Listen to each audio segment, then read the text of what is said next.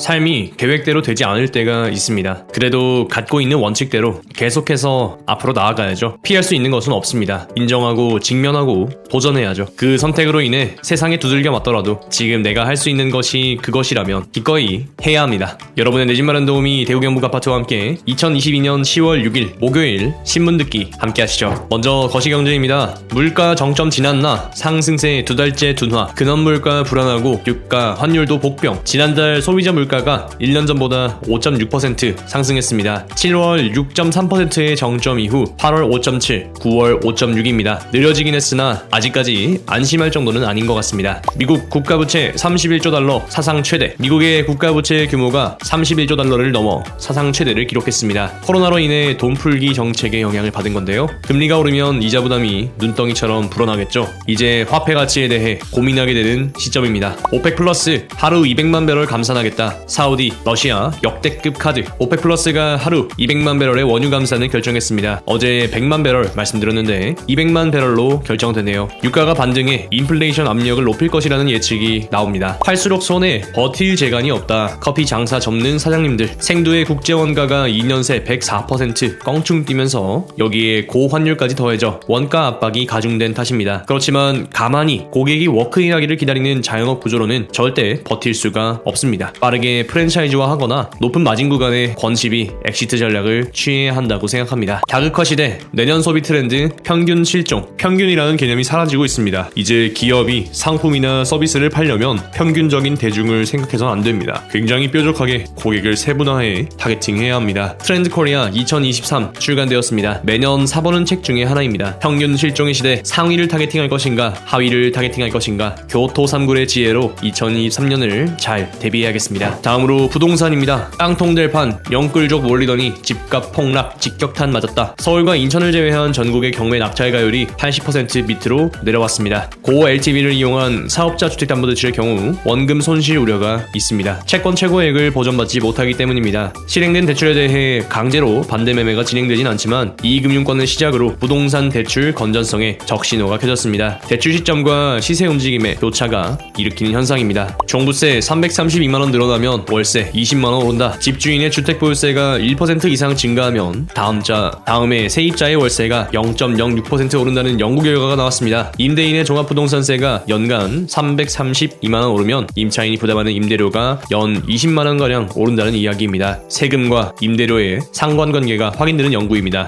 대구보다 더 심각한 상황 온다. 포항 집주인들 공포. 포항은 2010년 11월 4,319 가구 이후 12년 만에 미분양 물량이 최대치를 나타내고 있습니다. 현재 포항의 미분양 물량은 4,358가구입니다. 펜타시티에 3,000세대 이상 몰려 있습니다. 급격한 금리 인상 한파가 덮치면서 분양 물량이 해소되지 않고 있습니다. 근데 문제는 포항 도심지의 분양가가 비싸고 펜타시티 5,000읍은 외곽지고 이런 게 문제죠. 이러기도 어렵고 저러기도 어렵습니다. 기축으로 좋은 기회가 오는 것 같습니다. 다음 섹터입니다. 증시. 한국도 자금이탈 남의 일 아니다. 일본 대만 이어 19억 달러 썰물. 전 세계의 상황과 반대로 제로금리를 고집하고 있는 일본 증시에서 지난달 외국인 175억 달러의 순매도가 일어났습니다. 대만의 경우에는 56억 달러가 빠져나갔습니다. 한국은 19억 달러의 유출로 아시아 국가 중 세 번째로 많은 유출이 일어났습니다. 미국과의 금리 차이, 북한이라는 지정 확정 문제, 반도체의 높은 비중 등 세 가지 요인이 매도의 원인으로 해석이 됩니다. SK 하이닉스, LGD 담아라. 모건 스탠리의 변심. 모건 스탠리가 한국 반도체에서 가격적인 메리트를 느꼈나 봅니다. 업황은 돌고 도니 가격의 메리트로 판단할 수밖에 없습니다. SK 하이닉스와 LG 디스플레이가 어제 큰 폭으로 상승했습니다. 역시 가벼운 종목이 재미도 더 좋은 것 같군요. 이걸 넣어야겠네요. 콧대 높은 테슬라의 굴욕, 전기차 1위, 또 중국 회사. 여러분, 이 BRD에 대해 관심을 가지고 있어야 합니다. 기술이 상당히 발전했습니다. 가격도 좋고요.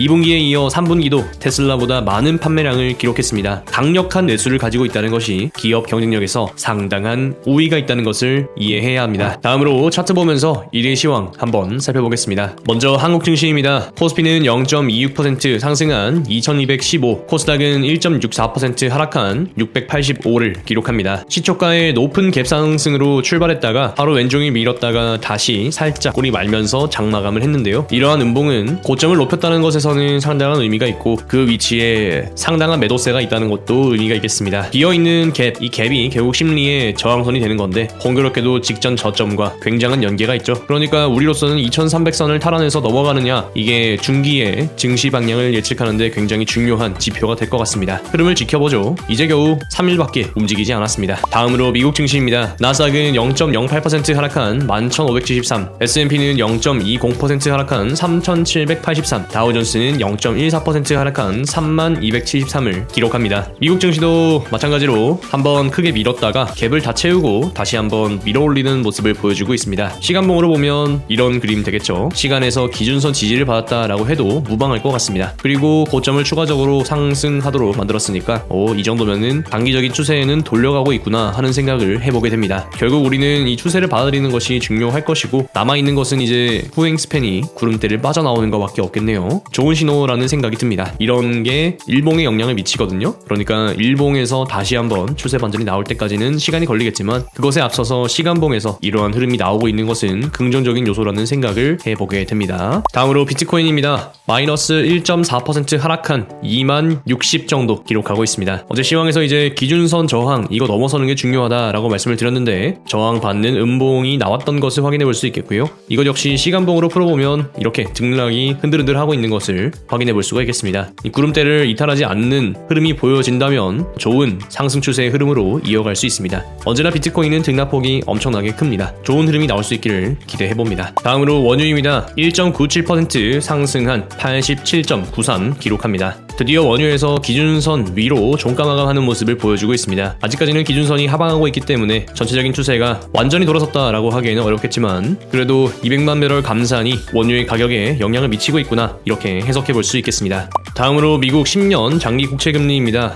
지적해드렸던 대로 기준선 수준에서 지지가 나오고 추가적인 상승 흐름이 나오고 있는 것을 확인해 볼 수 있겠죠. 기준선 지지 이후에 3.53%의 상승 흐름이 나온 것을 확인해 볼 수가 있겠습니다. 지금 주가가 저항받은 곳은 전환선 수준이죠. 여기에서 어떤 흐름을 보여줄지 지켜보면 되겠고요. 아직 속단하기는 이르고 여기에서 시간을 쌓아서 다시 추가 상방을 열 수 있는 가능성도 충분히 있다는 걸 기억해야겠습니다. 다음으로 달러원 환율입니다. 현재 1,415원 보여주고 있고요. 전환선은 돌파를 했고 단기적인 추세는 살짝 느려지고 있는 것을 확인해 볼 수 있겠습니다. 역시나 마찬가지로 1,400원 수준에서 지지를 받을 것인가 요거를 잘 살펴보면 되겠고 목표치 달성한 이후에는 지지부진한 흐름으로 이어져고 있다는 것을 함께 확인해 볼 수가 있겠습니다.